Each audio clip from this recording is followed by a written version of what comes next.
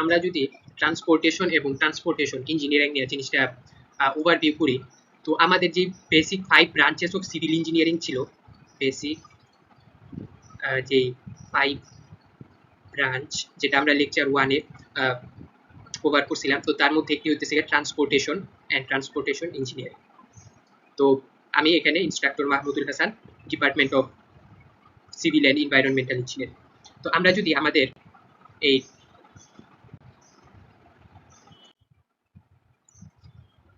যদি বলি what is transportation, তো আমাদের মানে ট্রান্সপোর্টেশন জিনিসটা কি। তো transportation means transportation is how we move people and goods from one place to another. আচ্ছা, it includes cars, trains, planes, ships and even pipelines. A good system should be safe, reliable, affordable and eco-friendly. তো transportation বলতে আমরা কি বুঝি? Transportation মানে পরিবহন,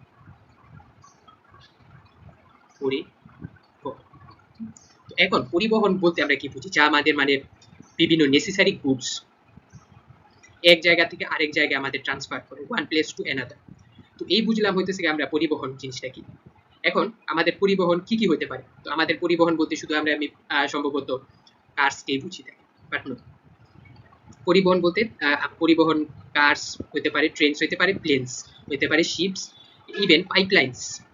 আমাদের যে ড্রেনেজের যে পাইপলাইন্স থাকে সেগুলো কিন্তু আমাদের পানি পরিবহন করে থাকে।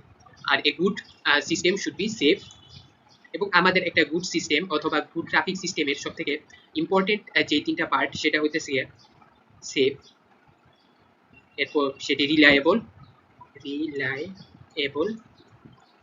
এবং affordable and eco friendly. FRIENDLY। তো সেফ মানে নিরাপদ, আমাদের ট্রান্সপোর্টেশন অবশ্যই নিরাপদ হতে হবে, এবং রিলায়েবল। অ্যাফোর্ডেবল, তো অ্যাফোর্ডেবল বলতে কি বুঝায়? মানে আমাদের budget friendly, PUT budget, FRIENDLY, এবং ইকো ফ্রেন্ডলি পরিবেশ বান্ধব। হ্যাঁ, তো এটা গেলে হইতেছে আমাদের হোয়াট ইজ ট্রান্সপোর্টেশন অথবা ট্রান্সপোর্টেশনের যে সংজ্ঞা আমরা জানি, এবং পরীক্ষায় যদি প্রশ্ন আসে হোয়াট ইজ ট্রান্সপোর্টেশন, তো আমরা সিম্পলি লিখবো transportation means how we move people and goods from one place to another place. Okay, ঠিক আছে। আমরা যদি এখন নেক্সট স্লাইডে যাই, তো আমাদের নেক্সট স্লাইড কি বলতেছে? হোয়াই ইজ ট্রান্সপোর্টেশন ইম্পর্টেন্ট, মানে আমাদের ট্রান্সপোর্টেশন কেন গুরুত্বপূর্ণ। আমাদের ট্রান্সপোর্টেশন গুরুত্বপূর্ণ মানে শুধু গুরুত্বপূর্ণ বললেই হয় না, তো ট্রান্সপোর্টেশন ছাড়া আমরা আমাদের ডেইলি লাইফ আমরা আমাদের ডেইলি লাইফ চিন্তাই করতে পারি না। আমরা কেন আমরা ডেইলি লাইফ চিন্তা করতে পারি না? তো আমরা আগে দেখি ট্রান্সপোর্টেশন শেপস হাউ সিটিজ গ্রোজ, মানে আমাদের ট্রান্সপোর্টেশন ইন্ডিকেট করে আমাদের সিটি কত গ্রো হচ্ছে, হাউ উই লিভ, আমরা কিভাবে বাস করি, এন্ড হাউ উই ওয়ার্ক, আমরা কত ওয়ার্ক করি। the better the transportation system, the better our quality of life. মানে আমাদের ট্রান্সপোর্টেশন সিস্টেম যত বেটার হয়, আমাদের লাইফ কোয়ালিটি এবং আমাদের দৈনন্দিন জীবনযাত্রার মান তত বেশি উন্নত হয়। Think of it as the veins of civilisation carrying of life everywhere. আচ্ছা, তো ভেইনস মানে কি আমরা জানি? শিরা। তো এখন শিরা কি করে? শিরা আমাদের শরীরে যে ব্লাড আমাদের সমগ্র দেহে সার্কুলেট করে। কি করে? শিরা ব্লাড সার্কুলেট করে, মানে রক্ত পরিবহন করে। তো এইখানে আমাদের এই ট্রান্সপোর্টেশনও আমাদের সকল ক্ষেত্রে সকল জায়গায় আমাদের জিনিসপত্র পরিবহন করে। তো এর কারণে এই ট্রান্সপোর্টেশনকে আমাদের ভেইনসের সাথে তুলনা করা। এরপরে যদি আমরা আমাদের নেক্সট স্লাইড সম্পর্কে যাই, এরপর আমরা আমাদের নেক্সট স্লাইডে যাই। তো নেক্সট স্লাইড আমাদের কি বলতেছে সেটা হলো what makes a good transportation system, মানে আমাদের গুড ট্রান্সপোর্টেশন সিস্টেম কি ডিলস করে। তো ইজ সেফ ফর ইউজার্স, এই গুড ট্রান্সপোর্টেশন অবশ্যই ইউজারদের জন্য খুব নিরাপদ, কমফোর্টেবল টু ইউজ, খুবই কমফোর্টেবল, ইকোনমিক্যাল ফর অল। তো ইকোনমিক্যাল মানে কি?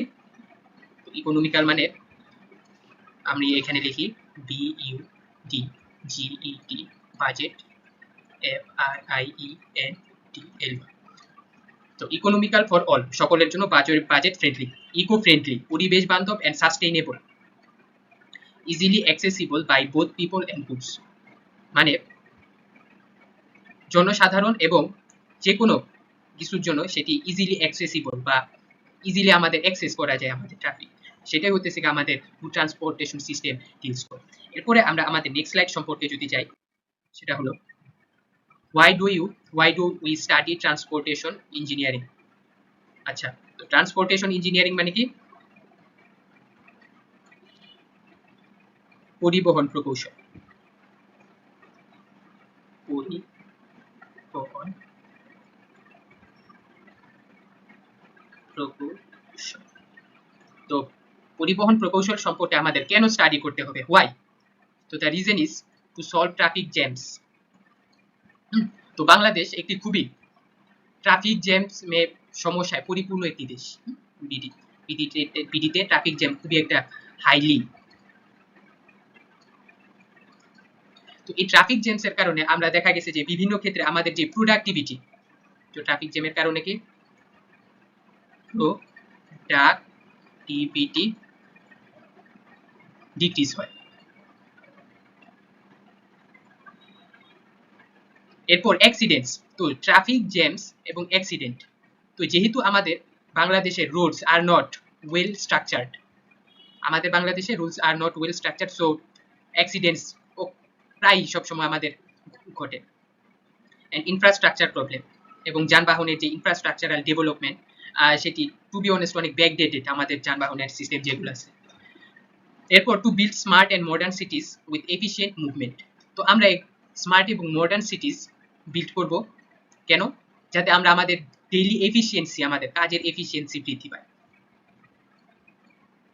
কাজের এফিসিয়েন্সি বৃদ্ধি পায়। It's the science behind smooth and safe journeys. তো স্মুথ এবং সেফ জার্নিস, তো এই সকল আমাদের যে, এখন আমি যদি একটা জিনিস বলি সেটা ট্রাফিক ইঞ্জিনিয়ারিং।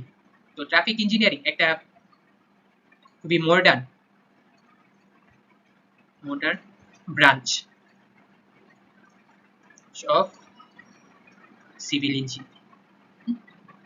তো এইখানে আমাদের অনেক বেশি পড়াশোনা থাকে এবং আমাদের অনেক বেশি স্টাডি এবং হায়ার স্টাডিজ নিয়ে আমাদের ডিল করতে হয়।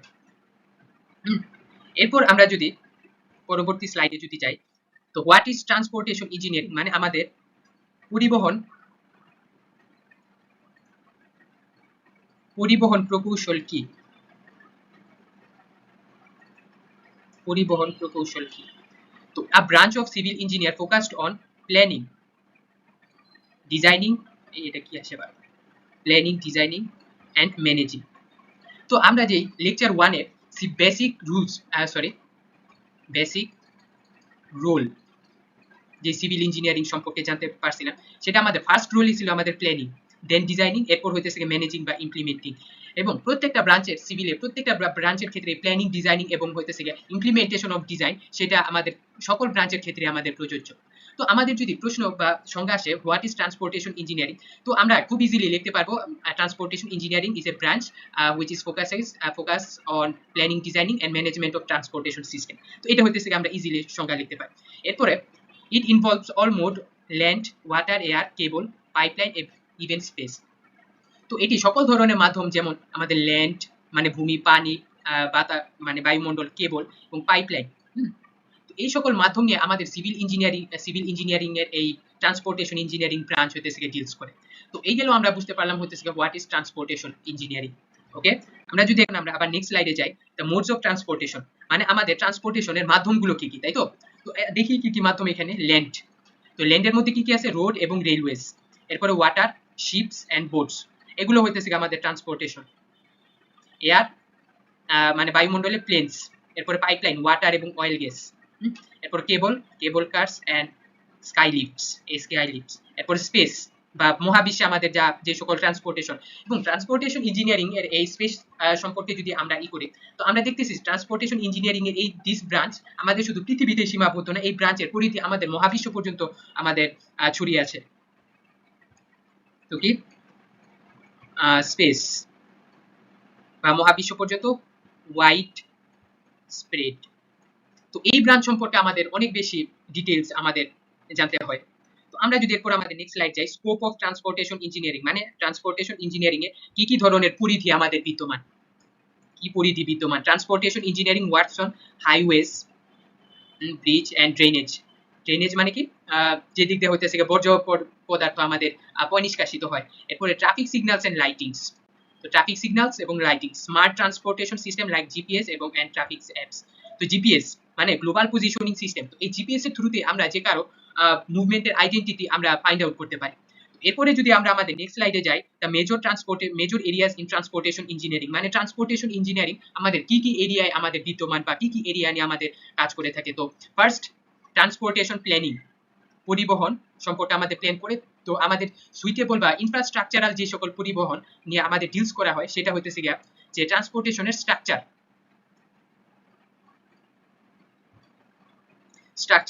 তো আমাদের ম্যাক্সিমাম যে বাংলাদেশে যে সকল ট্রান্সপোর্টেশন আমাদের রাস্তায় চলে, তো ম্যাক্সিমাম এরিয়া আমাদের মানে মেয়াদি উত্তীর্ণ বলা হয় আর কি যানবাহনগুলোকে, তো তাদের ইনফ্রাস্ট্রাকচার বা স্ট্রাকচারাল ডেভেলপমেন্টই আমাদের অ্যাকচুয়ালি ঠিক নাই। এরপর ট্রাফিক ইঞ্জিনিয়ারিং, তো ট্রাফিক ইঞ্জিনিয়ারিং আমাদের ডিলস করে টু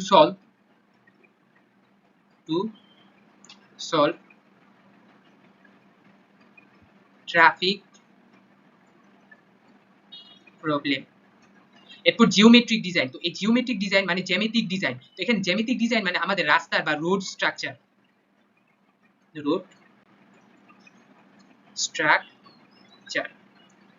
এবং pavement design, each areas plays an unique role in how roads and travel system works. Okay, তো এগুলা নিয়ে আমরা একটু আলোচনা করব আমাদের নেক্সট স্লাইডে। তো আমাদের ফার্স্ট স্লাইড সেটা কি ট্রান্সপোর্টেশন প্ল্যানিং। তো transportation planning involves creating travel and models for today's and the future, helps to predict traffic flow, urban growth and transport needs, like forecasting weather but for traffic and roads. Acha, so like forecasting the weather but for the traffic and roads, আমরা যেমন weather forecast সম্পর্কে আমরা দেখতে পাই, তো আমরা transportation planning এর একটি গুরুত্বপূর্ণ অধ্যায় হইতেছে গিয়া কোন রোডে কতটুকু ট্রাফিক আমাদের বিদ্যমান সেটা আমরা যে জিপিএস থ্রুতে দেখতে পারি। তো এই জিপিএস থ্রুতে দেখাই হইতেছে আমাদের ট্রান্সপোর্টেশন প্ল্যানিং এর একটি মেজর পার্ট। আচ্ছা, এরপর যদি আমরা আমাদের নেক্সট স্লাইডে যাই, ট্রাফিক ইঞ্জিনিয়ারিং। তো ট্রাফিক ইঞ্জিনিয়ারিং মানে কি আমাদের ট্রাফিক প্রবলেম সলভ করার জন্য যে সকল ইঞ্জিনিয়ারিং আমাদেরই করা হয়, পাশাপাশি focuses on safety mobility and efficient use of roads. আচ্ছা, তো আমরা এখানে যদি এই ডায়াগ্রামটা দেখতে পাই, তো আমাদের এটা 4 লেনস রোড, 4 লেন বা চার রাস্তা যাকে বলা হয় আমাদের এই দিক থেকে যেতেছে। তো এখানে যদি আমরা একটু ট্রাফিক ইঞ্জিনিয়ারিং বা ট্রাফিক সিস্টেম কিভাবে কাজ করে, তো আমাদের এই লেনটা আমি যেটা হাইলাইট করতেছি সাদা, আচ্ছা আমি একটু অন্য কালার নেই, সেটা হইতেছে রেড নেই, এই যে একটা লেন, তো এই লেনটা সবসময় আমাদের এই ওয়ান ওয়ে লেন হিসাবেই কাজ করবে, বাট এটার যে অপোজিট সাইডের লেন এটা হইতেছে আমাদের আদার বাই অপোজিট লেন। তো এইখানে আমাদের এই একটা অপোজিট লেন কেন দেওয়া হয়, তো এখানে যদি আমাদের দুইটি সেম লেন যদি আমাদের করা হয়, ইমপ্লিমেন্ট করা হয়, তাহলে আমাদের হিউজলি মানে অ্যাক্সিডেন্ট হওয়ার একটা মানে খুব বড় সড় সম্ভাবনা থাকে এজ এ 4 লেন রাস্তা হওয়াতে। এরপরে যদি আমরা দেখি এই যে এই রাস্তাও এটা ওয়ান ওয়ে, আবার এটার বিপরীতটা হইতেছে আদার ওয়ে। তো এটা আমরা দেখতেছি ট্রাফিক লাইট, এবং ট্রাফিক লাইটের আমরা জানি রেডটা যখন ইমপ্লিমেন্ট হয় তখন আমাদের যানবাহন স্টপ হয়। আচ্ছা, এই গেল হইতেছে আমাদের এই ওভারঅল স্ট্রাকচার। এরপরে it includes road sign, traffic lights and intersect of design. এরপরে it's how we keep traffic flowing and reduce accidents. তো আমরা আমাদের এরকম চার লেনের রাস্তা কেন ইমপ্লিমেন্ট করা হয়, আমাদের অ্যাক্সিডেন্ট থেকে আমাদের প্রতিহত হওয়ার জন্য। ওকে, তো let's jump into hour next slide. তো জিওমেট্রিক ডিজাইন অফ রোডস, তো এখন আমরা অনেকে প্রশ্ন করতে পারি যে এখানে উমা এগুলা কি, হোয়াট ইজ দিস, খুব কমপ্লেক্স জিনিস। তো এগুলা হইতেছে জাস্ট কিছুই না, এগুলা মানে ইঞ্জিনিয়ারদের মানে যে ড্রয়িং রিড